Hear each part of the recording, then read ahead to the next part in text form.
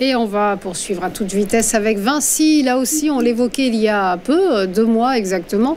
On remarquait alors une petite éclaircie pour la valeur du leader mondial du BTP qui se trouvait alors à la croisée des chemins.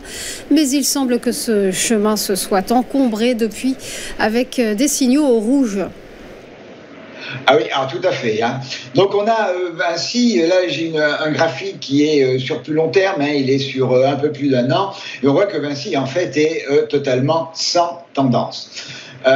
Si on regarde maintenant une période plus récente, on a à l'heure actuelle, comme pour Essilor, on a une droite quand même de tendance haussière. Alors bon, elle est faiblarde, hein, ça je vous l'accorde. J'ai mes 3 points, ils sont propres, mais la tendance est faiblarde.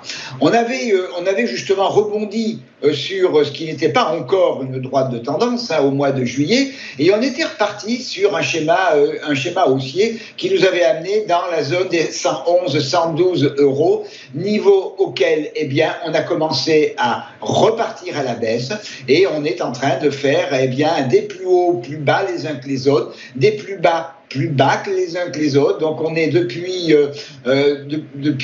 à peu près 1 mois et demi à 2 mois, on est dans un schéma qui est baissier, et on se rapproche maintenant de la zone majeure, de la ligne de partage des eaux qui est dans la zone des 98,20 €, qui est un triple niveau. C'est tout d'abord le passage de la droite de tendance haussière. C'est un support extrêmement important puisqu'il a été touché il y a une quinzaine de jours. Il avait également été touché au mois d'août, et il avait été testé, cassé, puis repris rapidement à la fin juin et au mois de juillet.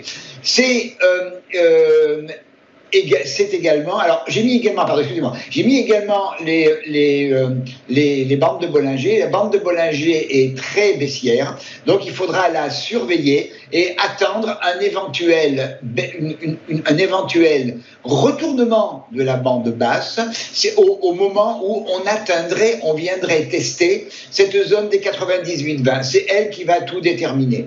Si on rebondit sur cette zone-là, eh bien l'objectif important de rebond sera la zone des 105,10 €, c'est-à-dire le dernier plus haut dans la tendance baissière, et le franchissement de 105,10 € eh bien, invaliderait totalement le mouvement baissier qui a commencé à la mi-septembre et nous ramènerait après les 105,10 € dans la zone des 111,50 €. A contrario, si cette convergence de niveau sur 98,20, si ce niveau lâchait en clôture quotidienne, eh bien, on regarderait vers les supports précédents à 96,50, 93,70 et 92,42.